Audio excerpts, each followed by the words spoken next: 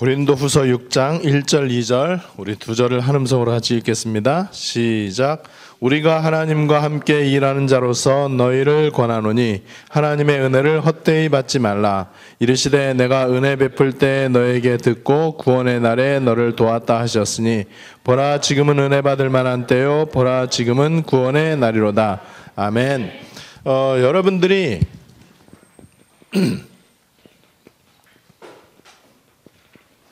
정체성에 대한 확신을 꼭 가지셔야 돼요. 이 정체성에 대한 확신이 안 되면은요, 우리는 현실에 쏟게 돼 있고 내 수준에 얽매이게 돼 있어요. 그리고 사람과 환경에 영향을 받게 돼 있습니다. 그래서 이 정체성의 확신이 없으면은요, 내 수준대로 살아야 되는데 내 수준이라고 하는 게 진짜 그야말로 별 볼 일 없단 말이에요. 그래서 여러분들이 정체성의 확신을 가져야 됩니다. 실제 우리의 육신적인 수준은 뭐 별거 아니죠. 우리의 수준이라고 하는 게 뭐 밥 먹고 살기도 버거운 그런 수준인데, 우리는 사실은 정체성인데 어떤 정체성이냐면은 영적 정체성이죠. 그리고 언약적 정체성입니다. 오늘 성경에 보니까는요, 우리를 뭐라고 얘기하고 있냐면 하나님과 함께 일하는 자 그랬어요. 이게 우리의 정체성이에요. 하나님과 함께 일하는 자. 굉장히 중요하죠. 하나님과 함께 일한다면은 굉장히 영광스럽잖아요. 그리고 하나님과 함께 일한다면은 그 어떤 것도 두려울 게 없겠죠.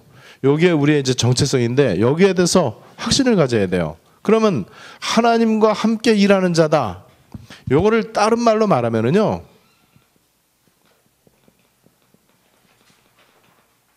하나님 쓰시는 일꾼이다 이런 뜻이에요. 하나님은 하나님 혼자서 하나님 능력으로 0.1초 만에 세계복음을 할 수 있어요. 그리고 이 땅의 악의 세력들 다 한 번에 박살낼 수 있습니다. 이 땅의 모든 이 사탄의 괴계 완전 다 0.1초도 안 돼서 다 물리칠 수 있어요. 그런데 이제 이런 의심을 할 수 있단 말이에요. 그러면 하나님이 왜 이 땅에 악을 허용을 하시는가? 또 왜 이 땅에 악인이 득세하는가? 왜 사기꾼이 판을 치고 불법 탈법을 하는 놈들이 더 잘 살고 부정을 저지르는 놈들이 더 성공하고 출세하고 그야말로 정말 정직하게 성실하게 바르게 사는 서민들은 오히려 더 힘들어지냐? 하나님이 왜 그런 거를 용납하냐? 이제 이런 의심이 생길 수 있죠. 그런 의심을 했던 사람이 하박국이라고 하는 선지자예요. 하나님, 저 왜 악인들을 그냥 내버려 둡니까? 저놈들 싹 쓸어가 버리지. 그리고 하나님, 왜 의인이 이렇게 고난당하도록 내버려 둡니까? 이런 고민할 만하잖아요. 우리 이제 그런 고민이 좀 될 때가 있단 말이에요. 그러나 하나님은 거기에 정확하게 하박국 선지자에게 얘기했죠. 하박국 2장 4절에서 얘기했죠. 의인은 믿음으로 말미암아 살 것이다. 믿음을 얘기했어요. 이런저런 거 원망 불평하지 마라. 믿음이면은 다 된다. 자, 하나님 쓰시는 일꾼, 하나님의 방법은요, 하나님은 모든 걸 다 혼자서 능력으로 할 수 있지만 하나님은 사람을 통해서 일을 하시는 거예요. 사람을 통해서. 하나님의 방법은 사람입니다. 그래서 하나님은 세계복음화를 하나님 능력으로 하나님 당신이 스스로 하지 않고 사람을 통해서 하시는 거예요.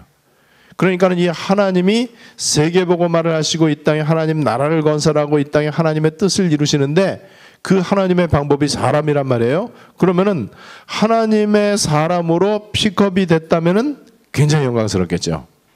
하나님이 이 세상에 하나님 나라를 건설하는데 사용하시는 일꾼, 그러면 굉장히 중요하죠. 자, 요 정체성의 확신을 가져야 되는데 우리가 바로 그런 사람이라는 거예요. 우리가 연약하고 부족하지만은 하나님이 그 위대하신 뜻을 이루는 그 사람으로 나를 하나님께서 부르셨다. 그렇다면은 하나님 쓰시는 일꾼에게 제일 중요한 게 뭐냐?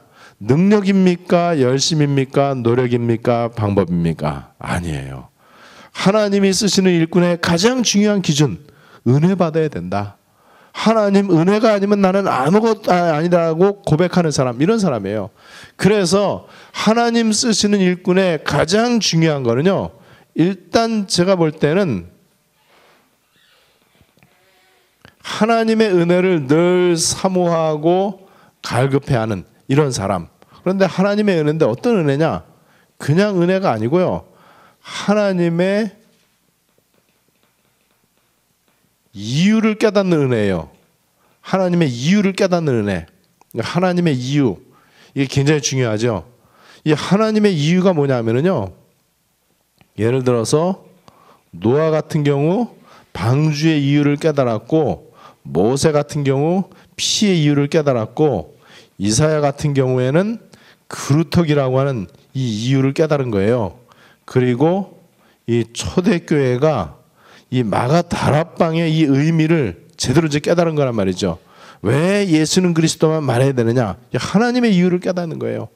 자, 하나님의 이유를 깨닫는다면요, 여기에서 내 삶의 이유가 나오죠. 하나님의 이유가 깨달아지니까 내 삶의 이유가 하나님의 나라, 하나님의 뜻, 하나님의 언약, 여기에 딱 맞춰질 수밖에 없는 것이죠. 이 은혜를 받는 사람, 이게 은혜예요. 은혜라고 하는 거는요, 깨닫는 게 은혜거든요. 뭐 신비 체험을 하는 게 은혜가 아니고 깨닫는 게 은혜인데, 뭘 깨달아야 되느냐?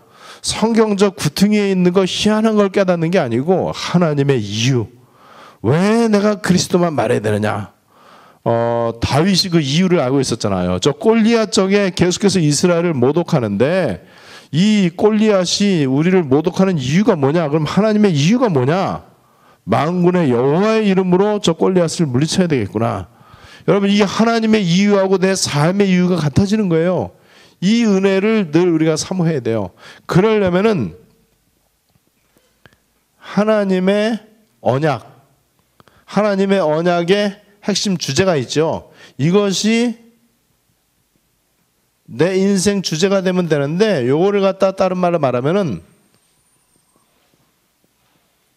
언약 속으로 들어가는 걸 말해요.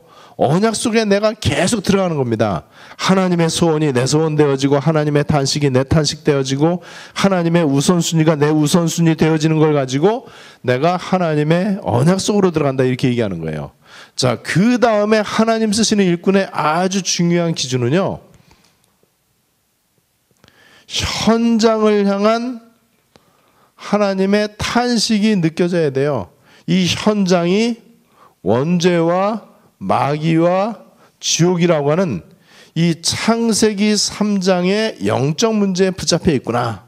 이 현장에 다 있는데 복음만이 필요하구나. 이 현장에 하나님께서 모든 것을 전부 다 예비해 놨구나. 그래서 이 현장에는요, 사실 사람이 있고 돈이 있고 땅이 있고 모든 게 다 있는 거예요. 이 현장에 모든 것이 다 이제 예비되어 있습니다. 그리고 우리는 현장에서 검증받는 이런 증인이 돼야 돼요.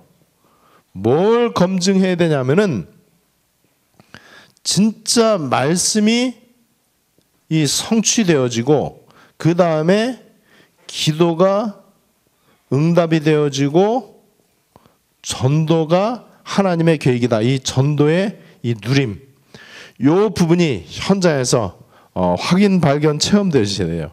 그래서 말씀이 성취되고 말씀과 기도와 전도가 현장에서 이게 확인, 발견, 체험되어져야 돼요.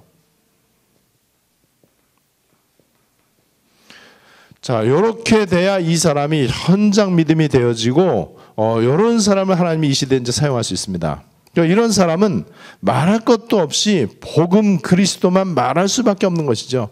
그래서 하나님 쓰시는 일꾼은요,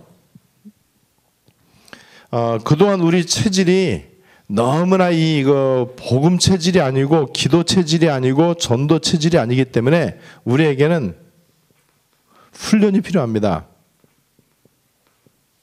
훈련의 시간표 속으로 좀 들어가야 돼요. 어떻게 우리가 훈련해야 되느냐?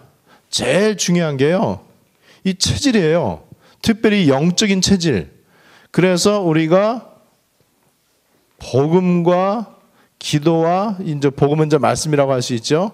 그 다음에 이 전도에 대해서 요 체질이 바뀌어지도록 우리는 기도에 그 준비를 해야 되는데, 요게 바로 그릇이에요, 그릇. 그래서 영적인 체질을 준비해야 되고, 그 다음에 우리가 규모를 갖추는 훈련을 좀 해야 됩니다. 그래서 이번 우리 이제 OMC 수련회를 하게 되면은 이제 그 전에 제가 이제 과제물을 좀 내줄 거예요. 분명히 안 될 것 같은데 됩니다. 뭐가 되느냐? 여러분들 경제 훈련을 한번 해보면은요, 경제가 된다는 것을 여러분들이 볼 수 있어요. 예를 들어서 내가 빚이 5천만 원이다. 그런데 한 달에 내가 생활비도 마이너스예요. 그러면은 5천만 원 빚을 갚겠습니까? 생활비도 마이너스인데, 우리 교회가 수입과 지출을 대비시켜 보면은요, 마이너스가 굉장히 커요, 매달. 그런데 빚은 굉장히 많아요. 그러면은 과연 그 빚을 갚을 수 있겠는가? 일단 산술적인 계산으로는 갚을 수 없어요. 그런데 실제로 훈련된 사람은요, 갚을 수 있어요. 갚는 정도가 아니고 그거를 발판 삼아서 일어날 수 있습니다. 얼마든지 그렇게 할 수 있어요. 이게 이제 이 규모라고 하는 것인데, 여러분들이 그래서 어떤 규모를 좀 준비하셔야 되냐면요, 이 규모도 결국에 이제 그릇을 말하는 것인데, 일단 여러분들이 시간에 대한 규모, 그 다음에 이 경제에 대한 규모, 그 다음에 건강에 대한 규모, 근데 영적인 것은 이제 이 윗부분에 있으니까는, 그 다음에 여러분들이 이거 학업에 대한 어떤 일을 이제 연구하는 것, 이걸 이제 공부하는 것뿐만 아니고 이제 기능도 이제 포함이 되는 거예요.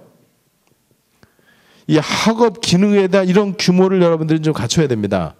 그리고 아주 중요한 것 중에 하나가 인간관계에 대한 이 규모를 여러분들이 갖추셔야 돼요. 그래서 예를 들어서 시간에 대한 규모, 얼마든지 할 수 있어요. 시간이 금인데 하루의 시간을 내가 평상시 그냥 대충 살 때 하고, 내가 시간의 규모를 딱 갖추면서 살 때 하고요, 하루에 예를 들어서 남들보다 2~3시간을 더 세이브할 수 있다. 그러면 그게 합쳐지면 어떻게 되겠습니까? 굉장한 거예요. 여러분, 경제에 대한 규모 가운데 제일 중요한 거는요, 첫 번째가 헌금이고, 두 번째는 말할 것도 없이 근검절약 검소저축이에요. 이거는 동서고금을 막론하고 이거는 변함이 없는 진리예요. 그래서 근검절약 저축, 그 다음에 올바른 투자, 이런 건데, 그거에 앞서서 바른 헌금관이에요. 요게 이제 되어져야 되고, 건강 말할 것도 없이 운동하고 땀 흘리고 남들보다 더 건강을 위해서 실제 노력하고 액션을 취해야 건강하도록 하나님은 우리 몸을 지으셨어요. 그래서 건강에 대해서 운동하지 않고 땀 흘리지 않고 수고하거나 애쓰지 않으면서 건강 달라고 기도하는 것은 한탕주의 기도입니다. 그 다음에 이제 이거 학업과 기능에 대해서도 내가 하는 일에 있어서 끊임없이 연구하고 노력하고 시행착오도 계속 겪으면서 계속해서 이렇게 해야 돼. 부단히 노력해야 돼요. 그리고 예를 들어서 내가 하는 분야가 있다 그러면 그 분야에 앞서가는 사람을 계속해서 그거를 여러분들이 예를 들어서 뭐 시장 조사를 한다든지 아니면은 이런 벤치마킹을 한다든지 이렇게 해서라도 예를 들어서 내가 제빵업을 한다, 아니면 뭐 베이커리 빵 가게를 한다. 그러면은 빵 제일 잘 맛있게 만드는데 산업 스파이로 들어가서라도 그 연구해야 돼요. 연구하면 될 거 아닙니까?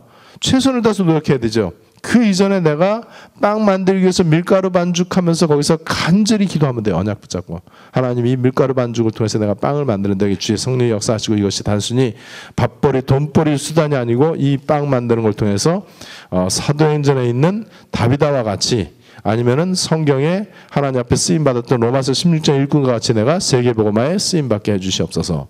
이 기도를 해보세요. 하나님이 신적 지혜와 신적 기능을 주시는지 안 주시는지. 근데 그런 거 없이 오로지 그냥 돈 벌어야 되겠다라고 하는 한탕주의에 눈이 벌게 해갖고, 그러니까 동기 야망에 딱 붙잡혀갖고 하니까는 판단력도 흐려지고 분별력도 흐려지는 거예요.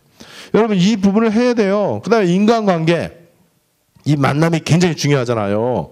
올바른 사장을 만난다든지 올바른 스승을 만난다든지 올바른 어떤 이 나에게 이 그 도움을 주는 멘토를 만난다든지 이게 굉장히 중요합니다. 그래서 이런 부분에 있어서 우리가 계속해서 좀 노력을 해야 돼요. 그리고 영적인 싸움을 위해서 좀 우리가 몸부림을 쳐야 됩니다. 그리고 완전 우리가 복음 정신, 이 복음의 마인드를 가지고 계속해서 이렇게 해야 되고, 그리고 이제는 언약의 흐름 속에서 이제 그 다음에 이제 예를 들면 언약의 흐름 가운데 뭐가 있냐면요, 본부의 훈련도 있고 그 다음에 여러분들이 꼭 하셔야 되는 게요, 선교지 체험이 좀 있어야 돼요. 그래서 이런 부분들에 대해서 여러분들이 확신을 가지셔야 됩니다. 왜 이게 이제 중요하냐면은 우리가 하나님과 함께 일하는 자예요. 그냥 밥 먹고 사는 인생이 아니고 우리가 이 시대에 세계복음화를 위해서 하나님이 딱 우리 불렀단 말이죠. 하나님 쓰신 일꾼이란 말이죠. 그래서 이런 부분을 준비를 해야 되고, 이 기회가 이제는 절대로 다시 오지 않는 기회예요.